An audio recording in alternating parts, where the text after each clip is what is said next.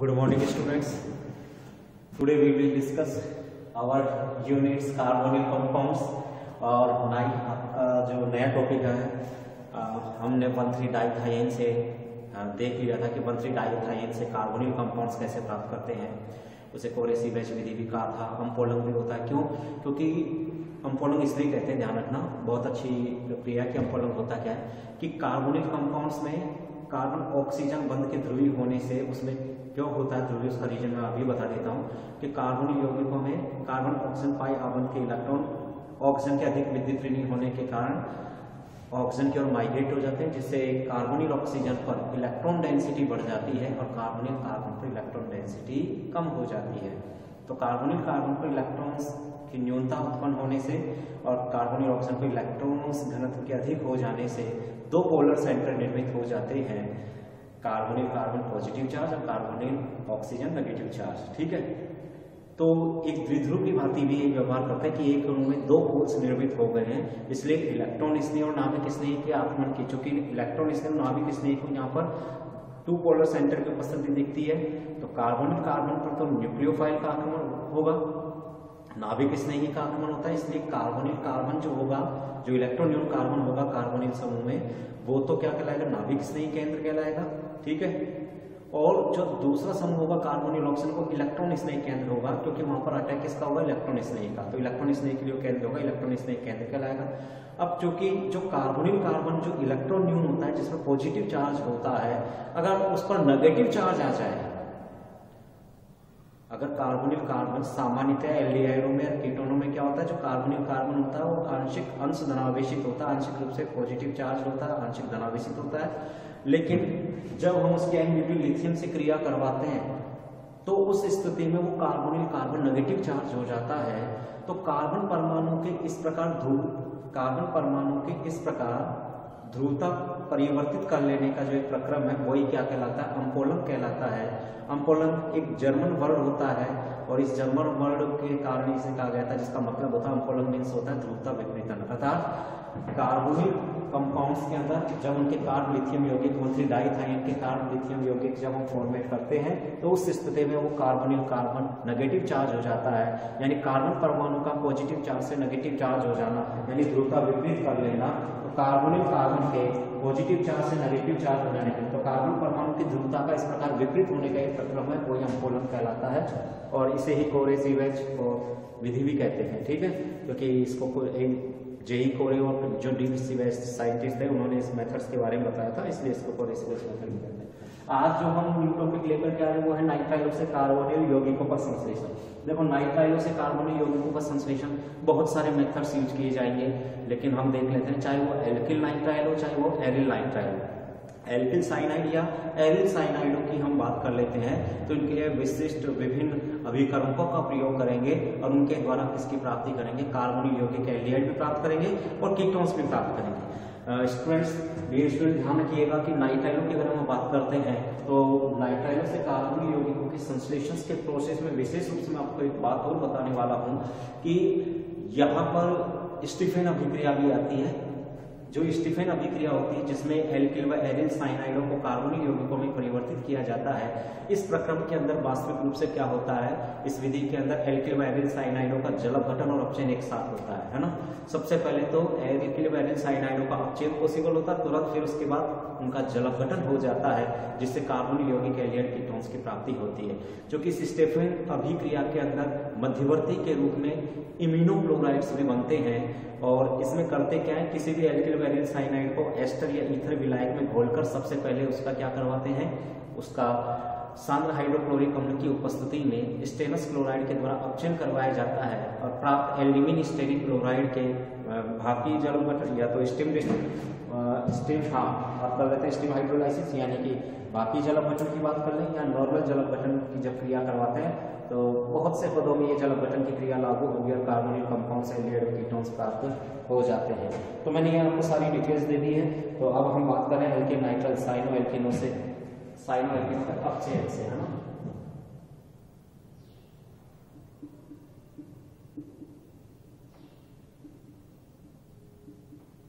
तो नाइट्राइलो से इसमें सबसे पहले ले रहे हैं एल्किल नाइट्राइलो के अपचयन से, ये प्रक्रिया कहलाती है स्टीफेन अभिक्रिया।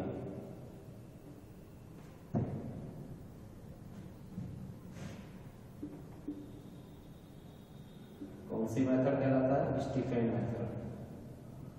ठीक है, लिखने की जरूरत नहीं। तो एल्केन व एरिल नाइट्राइलों के आप चेन से एरिल में काम में ले सकते हैं, लेकिन सामान्यतः ये जो प्रोसेस यूज किया गया है मैं आपको बता देता हूँ किसके संदर्भ में देखा गया था। ये एल्केन नाइट्राइलों के संदर्भ में देखा गया था। तो एल्केन नाइट्राइलों के आप चेन से इसको स्टीफेन मेथड कहते हैं। ओके स्टूडेंट्स, देख लेते हैं एल्केन नाइट्राइल ऑब्जेक्ट से किस प्रकार का होगा। तो एल्केन नाइट्राइल में क्या लिया हमने? RCN,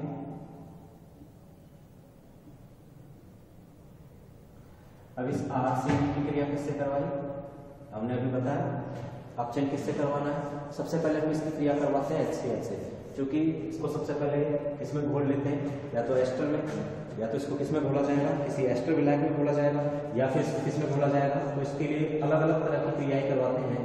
सबसे पहले इनकी क्रियाओं को करवाने के लिए बहुत सारे मेथड्स यूज किए जाते हैं, लेकिन उन मेथड्स में से एक मेथड ये है कि जो एल्किल व एलिल साइनाइड्स होते हैं इनका अपचयन करवाया जाए। तो एल्किल व एलिल साइनाइडों के अपचयन से हमें प्राप्त करना है, तो यह विधि स्टीफेन अभिक्रिया कहलाती है। इसमें सबसे पहले अपचयन में जल अपघटन होता है, मध्यवर्ती के रूप में इम्यूनोक्लोराइड्स बनते हैं। इसमें क्या करते हैं? साइनाइड्स को ईथर व एस्टर में घोल करके, ईथर व एस्टर में घोल लिया इसको, तो ईथर व एस्टर की प्रेजेंस में घोल करके इसकी क्रिया करवाई। तो इसकी HCl से क्रिया करवाई। सबसे पहले क्या बनेगा?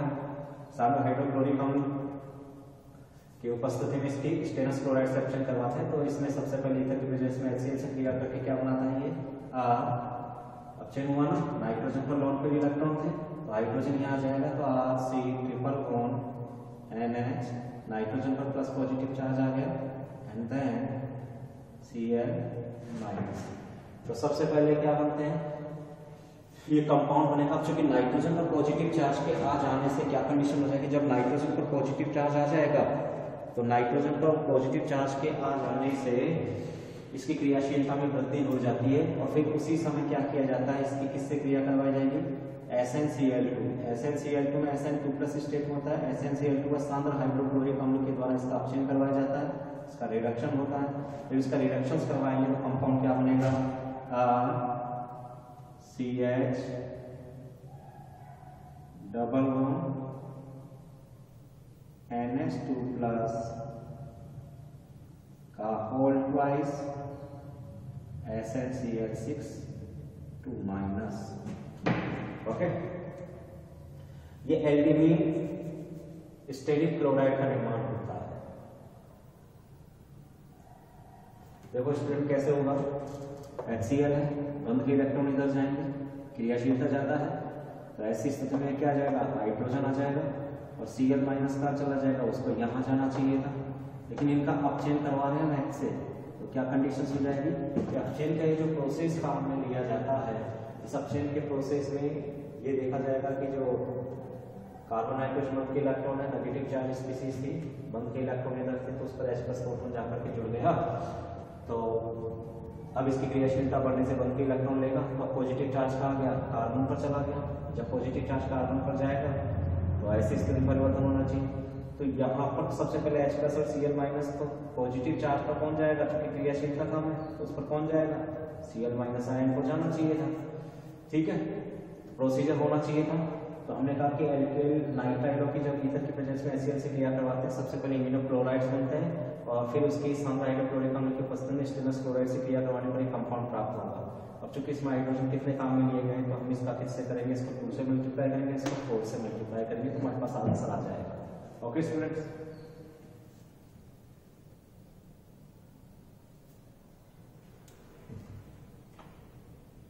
तो अब यहाँ टोटल कितना हो जाएगा? 4 तो इसके हो गए, ठीक है, और तो उसके हो गए तो SnCl6 2- आ गया। तो एल्यूमिनियम स्टेरिक क्लोराइड, अब इसका करवा देते हैं जल अपघटन।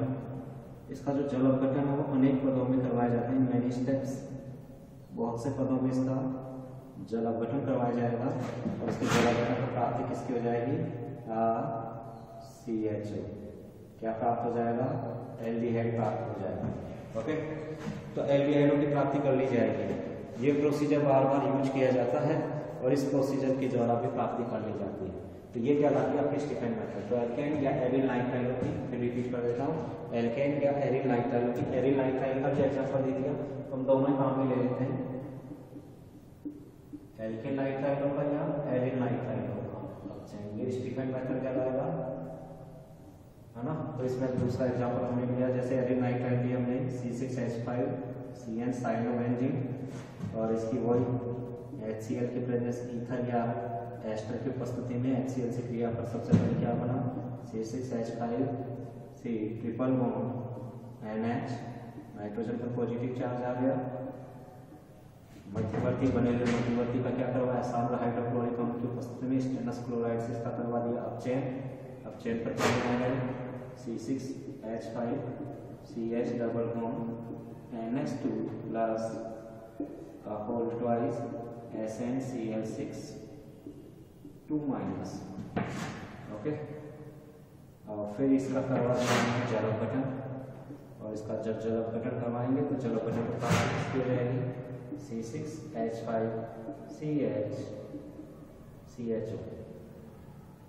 C6H5CHO बेंजीन पीएच प्राप्त हो जाएगा, तो इसके द्वारा एल्डिहाइड्स प्राप्त होते हैं। ओके स्टूडेंट्स, तो एल्डिहाइडों को प्राप्त करने का मेथड हो गया कि एल्डिहाइड नाइट्राइलों के अपचयन से क्या प्राप्त हो जाएंगे, एल्केन नाइट्राइलों के अपचयन से एलिफेटिक एल्डिहाइड और एल्केन नाइट्राइलों के अपचयन से एरोमेटिक एल्डिहाइड्स की प्राप्ति कर ली जाती है। ओके, ये मेथड कहलाता है स्टीफन मेथड्स। ओके स्टूडेंट्स, अब बात करते हैं अगर इनका हम अपचयन करवा दें डाइआइसोब्यूटाइल एल्युमिनियम हाइड्राइड वाला, अपचयन उससे भी हो सकता है। तो पहला तो हमने यही किया, दूसरा इनका अपचयन किससे करवाया जाए, इनका अपचयन करवा दिया जाए अगर डाइआइसोब्यूटाइल एल्युमिनियम हाइड्राइड द्वारा, तो भी कार्बन यौगिकों की प्राप्ति पॉसिबल हो सकती है। देखते हैं किस प्रकार से होगा। डिबेल एच का यूज करना है, जो मैं पहले बता चुका हूँ, डाइआइसोब्यूटाइल एल्युमिनियम हाइड्राइड डिबेल एच का यूज करना है। अब चूंकि इस प्रयोग के लिए हम डिबेल एच के लिए हम या तो विलायक के ईंधन काम में ले सकते हैं, ठीक है, या एन हेक्सेन विलायक भी काम में ले सकते हैं, हेक्सेन विलायक की उपस्थिति में कोई सा भी। तो मैंने यहाँ पर इस क्रिया में हेक्सेन विलायक लिया जाएगा। तो इसमें क्या करते हैं, जो भी एल्किल या एरिन नाइट्राइल है, डायरेक्ट एग्जाम्पल से हम देख लेते हैं तो ज़्यादा बेटर रहेगा, या नॉर्मल एग्जाम्पल से दर्शा देते हैं। जो एल्किल नाइट्राइल है, मान लीजिए कोई एलिफेटिक नाइट्राइल है, एल्किल नाइट्राइल लिया, एल्किल नाइट्राइल के लिए हमने काम में क्या लिया, डिबेल एच, और विलायक कौन सा लिया, एन हेक्सेन विलायक में अति न्यून तापमान लगभग -78 डिग्री सेल्सियस था, बहुत कम तापमान था। अति न्यून तापमान जब एन हेक्सेन विलायक में डिबेल एच डाइआइसोब्यूटाइल एल्युमिनियम हाइड्राइड द्वारा एल्केन नाइट्राइल का अपचयन करवाया जाता है, तो पहले तो इसका क्या करवाएंगे, अपचयन करवाएंगे, उसके बाद में क्या करवाएंगे, जल अपघटन। तो बनेंगे प्रोडक्ट का फिर जल अपघटन करवाएंगे। तो चूंकि अभी भी न्यून ताप पर संपन्न होती है, तो हम इसको डायरेक्टली कह सकते हैं कि इसमें यूज करना है, डिबेल एच का यूज किया गया, डाइआइसोब्यूटाइल एल्युमिनियम हाइड्राइड, और एन हेक्सेन हमने विलायक की उपस्थिति में इसकी क्रिया करवाई, और क्रिया करवाने के पश्चात कभी अपचयन हुआ, सेकंड पोजीशन हमने क्या करवाया, इसका जल अपघटन करवा दिया। ओके, इन दो पदों को यूज करके हम क्या कर सकते हैं, प्राप्ति कर सकते हैं। एल्केन नाइट्राइलों के अपचयन से क्या प्राप्त हो जाएंगे, एल्डिहाइड्स की प्राप्ति हो जाएगी। ओके स्टूडेंट्स, देखते हैं अब इस क्रिया में किस प्रकार से क्रिया करेगा वो देख लेते हैं। डिबेल एच की क्रिया हुई, तो इसमें मैकेनिक्स पोर्शन में दे रहा हूँ साथ में, काम में लिया था RCN। ध्यान रखना कि इसमें कार्बन नाइट्रोजन द्विआगंत है, तो इसकी दो बार योग क्रिया कार्ब लिथियम यौगिकों से देखने को नहीं मिलेगी, उसका रीजन भी आगे बताऊंगा। अब इसकी हमने डिबेल एच से डाइआइसोब्यूटाइल एल्युमिनियम हाइड्राइड, तो इसके लिए मैंने मैकेनिज्म नहीं ले ली, NHN विलायक में क्रिया करवा रहे हैं। तो काम में क्या लिया, ALH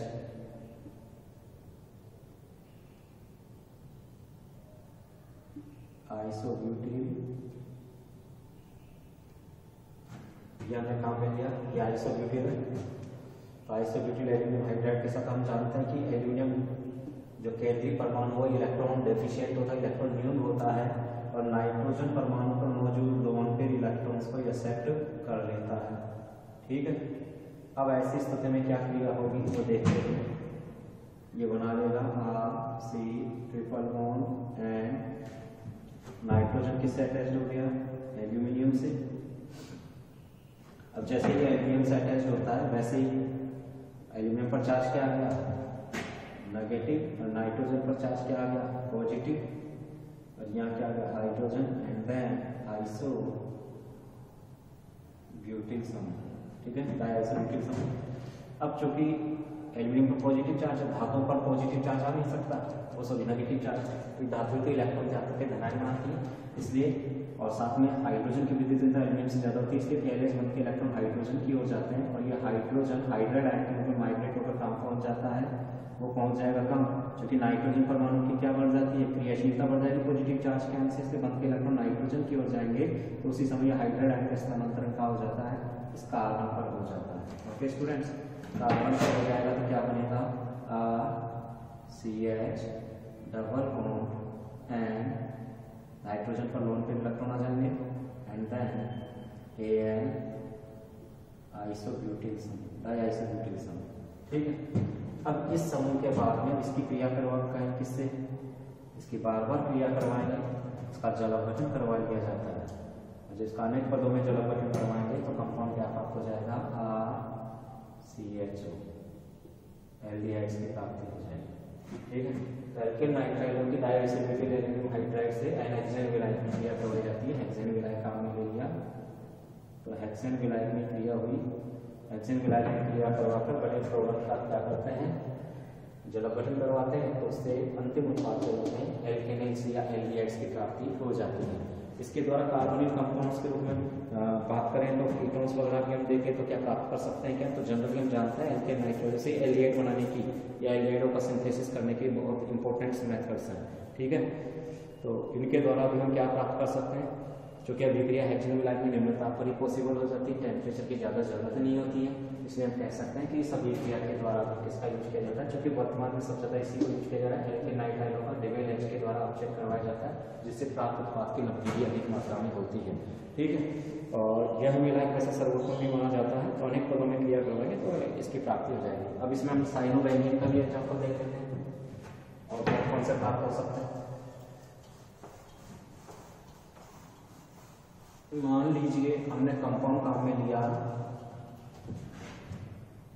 इसके द्वारा हम केवल एल्केन नाइट्राइल थोड़ी बदलेंगे, हमने लिया यहाँ पे C6H5Cl साइनोबेंजीन। अब साइनोबेंजीन काम में लेंगे या ठीक है बेंजोनाइट्राइल काम में लेंगे, जो भी आपने काम में लिया, तो बेंजोनाइट्राइल काम में लेने पर इसको साइनोबेंजीन कहते हैं, या वैसे तो ध्यान रखना इसको कहते हैं बेंजोनाइट्राइल। बेंजोनाइट्राइल का अगर डेविल एच द्वारा अपचयन करवाया जाए और प्राप्त उत्पाद का जल अपघटन करवाया जाए तो प्राप्ति किसकी होती है, तो बेंजील्डिहाइड फॉर्मेट होता है। क्या प्राप्त होगा, बेंजील्डिहाइड।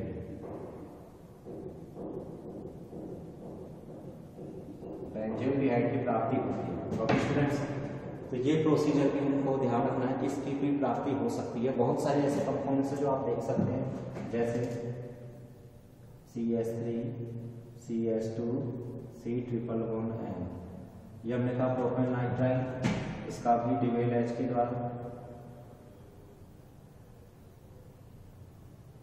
एन हेक्सेन विलायक में क्रिया करवाई जाती है न्यून ताप पर, और प्राप्त उत्पाद का जल अपघटन करवा दिया, तो प्रोडक्ट क्या प्राप्त होगा, तो यहाँ प्राप्त हो जाएगा CH3 CH2 CHO। Okay students, प्रोपेनिल की प्राप्ति हो जाएगी। ओके, तो एरिल व एल्केन नाइट्राइलों के अपचयन से भी किसकी प्राप्ति हो सकती है, कार्बनिक यौगिकों की प्राप्ति पॉसिबल हो सकती है। अब बात करते हैं इन्हीं में कीटोन्स भी तो बनाना है, तो इन एल्केन नाइट्राइलों के कार्बनिक यौगिकों से क्रिया करवा दें। ये एल्केन नाइट्राइलों की क्रिया किससे करवा दें, कार्बनिक यौगिकों से। थर्ड, अगर हम इसकी कार्बनिक यौगिकों से क्रिया करवा देते हैं,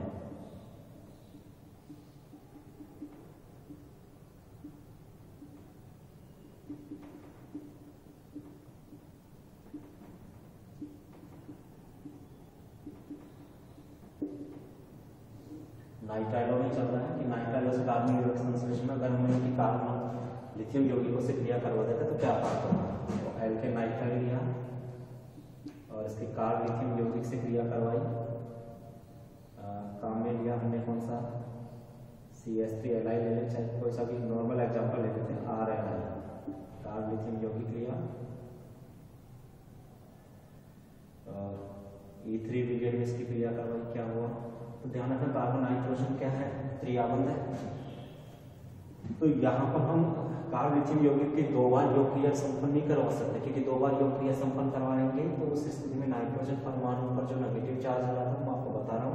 फर्स्ट बार क्रिया करवाएंगे तो क्या होगा? CN के इलेक्ट्रॉन नाइट्रोजन की ओर जाएंगे, तो जिससे नाइट्रोजन पर क्या इलेक्ट्रॉन डेंसिटी बढ़ जाएगी, तो Li प्लस कहाँ चला जाएगा? नाइट्रोजन पर। Lp ग्रुप कार्बन पर आ गया, क्या हुआ? Cr and then double bond and nitrogen पर कौन जुड़ गया? नाइट्रोजन पर जुड़ गया आकर के Li प्लस। ओके स्टूडेंट्स, इस पर चार्ज क्या आ गया? नेगेटिव चार्ज था और Li प्लस जुड़ गया। अब इसकी पुनः क्रिया करवाएंगे, तो पुनः क्रिया करवाने पर फिर कार्बन नाइट्रोजन बन के इलेक्ट्रॉन नाइट्रोजन की ओर गए, ऋणावेशित नाइट्रोजन की ओर, तो नाइट्रोजन पर फिर Li प्लस जाना चाहिए, लेकिन नाइट्रोजन पर क्या हो जाएगा? जो नेगेटिव चार्ज होगा वो और अधिक बढ़ जाएगा, ठीक है। और नाइट्रोजन पर 2- चार्ज की उपस्थिति से वो नाइट्रोजन अस्थायी हो जाएगा, इसलिए इस पर कार्बन नाइट्रोजन आपस में 2 पाई बॉन्ड्स की प्रेजेंस के बावजूद भी योग क्रिया केवल एक बार ही देखने को मिलती है कार्ब लिथियम यौगिकों की, 2 बार देखने को नहीं मिलती। ओके, यही मैं आपको समझना चाह रहा था। अब इसका करवा दिया जल अपघटन। जब इसका जल अपघटन करवाते हैं तो जल अपघटन प्रोसेस करवाने को देखो क्या क्या बनेगा। एक तो बनता है COR, ये प्राप्त होगा, Li प्लस अलग हो जाएगा और प्राप्त क्या होगा? ये NH4 प्लस के रूप में अलग हो जाएगा। ओके स्टूडेंट्स, तो हमने इसकी क्रिया करवाई, तो NH4 प्लस के रूप में भी अलग हो सकता है। हो सकता है क्या? हो सकता है। NH4 plus Li plus and then RCOR, ये प्रक्रिया लागू हो जाएगी। ओके, तो ये जो प्रोसीजर लागू हुआ, तो इस प्रोसीजर के अंदर भी हमने देखा NH4 प्लस भी है और यहाँ प्राप्त कर लिया हमने कंपाउंड कौन सा प्राप्त हुआ? जल अपघटन करवाया, तो इस जल अपघटन के अंदर ये प्रक्रिया हुई NH4 plus Li plus and then RCOR। ये तो एल्केनाइड रिएक्शन, एक एग्जांपल इस पर शॉर्ट आउट कर लिया। एग्जांपल लिया मैंने, लिया CH3 CH2 Cn propane nitride, इसकी क्रिया करवाई मैंने CH3 Li से, कार्ब लिथियम यौगिक से क्रिया करवाएंगे ईथर की उपस्थिति में। कंपाउंड क्या प्राप्त हुआ? CH3 CH2 CH3 double bond and Li, ठीक है। फिर इसका हमने करवा दिया जल अपघटन। जब इसका जल अपघटन करवाएंगे तो प्रोडक्ट क्या प्राप्त हुआ? CH3 CH2 CH3 and then double bond O। Okay students, प्राप्त हुआ ना? ये कीटोन्स प्राप्त हो गया, ब्यूटेनॉन प्राप्त हुआ। क्या प्राप्त हो गया? ब्यूटेनॉन। और साथ में क्या प्राप्त हुआ? NH4 plus and then Li plus. Okay, क्रिया हो गई। यहाँ मैंने कीटोन्स प्राप्त कर लिए, तो कीटोन्स प्राप्त होते हैं इसके द्वारा जनरली। और दूसरा एग्जाम्पल देख लेते हैं। ये मैंने एक एग्जाम्पल सॉल्व आउट करवाया। सेकेंड एग्जाम्पल हम देख लेते हैं। मान लीजिए मैंने लिया आपके सामने C6H5C ट्रिपल बॉन्ड है। ओके स्टूडेंट्स, और इसकी क्रिया करवाई हमने, किससे क्रिया करवाई? मैथिल लिथियम से ईथर की प्रेजेंस में। कार्ब लिथियम यौगिक से क्रिया करवाने पर कंपाउंड क्या बना? C6H5C triple bond. Triple bond नहीं आएगा, क्या आ जाएगा? Double bond. तो C और यहाँ क्या आ जाएगा? CH3 समूह, नाइट्रोजन पर लॉन्ग पे इलेक्ट्रॉन है इसलिए Li समूह जाएगा, negative charge then Li plus. अब इस कंपाउंड का करवा दिया हमने जल अपघटन, तो इसके जल अपघटन पर क्या प्राप्त होगा? प्राप्त हो जाएगा C6H5 and then CH3 double bond O, acetophenone बन गया। क्या प्राप्त हो गया? एसिटोफिनोन प्राप्त हो गया। और साथ में क्या प्राप्त हुआ? NH4 plus and then Li plus. Okay, तो ये दोनों हमने एग्जांपल देख लिए। कार्ब लिथियम यौगिकों से क्रिया करवा करके कीटोन्स की प्राप्ति की जा सकती है। नेक्स्ट,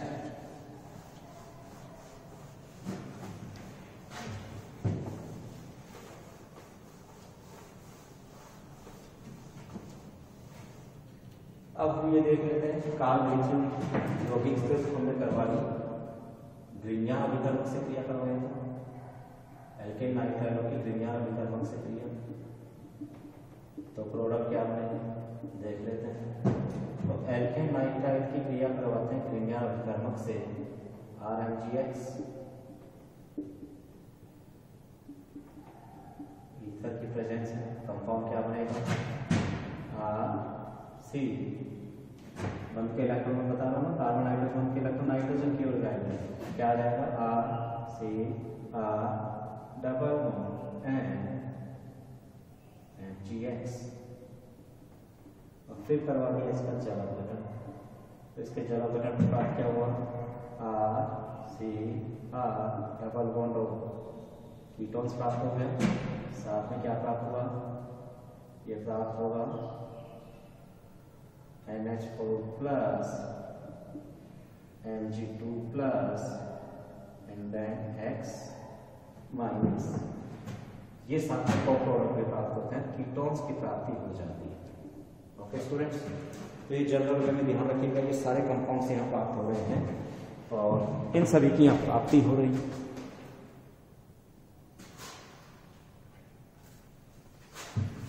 तो ध्यान रखिएगा कि आपके एल्केन नाइट्राइल के एग्जाम्पल्स थे।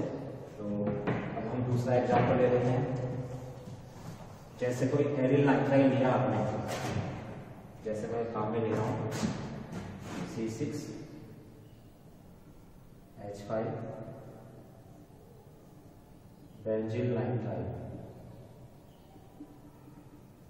और इसकी मैंने क्रिया करवा दी किससे, CH3HCl से। एग्जाम्पल ले रहा हूँ, ध्यान रखिएगा। फर्स्ट एग्जाम्पल इस पर आधारित ईथर की प्रेजेंस में क्रिया करवा दी, क्या बनेगा C6H5 CH2 C CH3 double bond MgI। और फिर इसका करवा दिया हमने जलावघटन। जलावघटन में क्या बनेगा C6H5 CH2 C CH3 double bond O, क्या हो जाएगा, ये कहलाएगा 1-फेनिल प्रोपेनॉन। किसकी प्राप्ति हो गई, 1-फेनिल प्रोपेनॉन प्राप्त हुआ, और साथ में क्या प्राप्त हम लोग आप जानते हो NH4 plus Mg2 plus and then X minus. Okay, ये भी प्राप्त हुआ। एक एग्जाम्पल ये हो गया। एलिफेटिक का भी ले लेते हैं। एलिफेटिक से किस प्रकार की क्रिया होगी, तो एलिफेटिक से भी चलते हैं।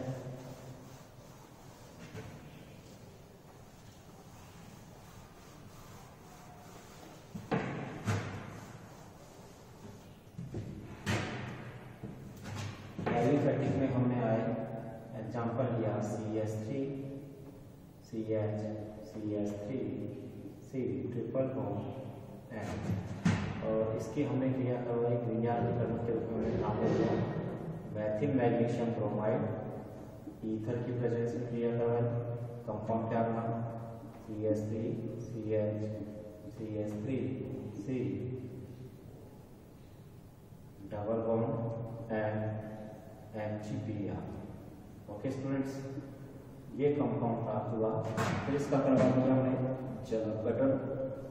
मैंने स्टेप्स में जलावघटन हुआ, कंपाउंड क्या बनेगा इसके द्वारा, तो CH3 CH CH3 single bond C O CH3, ये प्रोडक्ट प्राप्त होगा। साथ में NH4 plus and then Mg2 plus and then Br minus.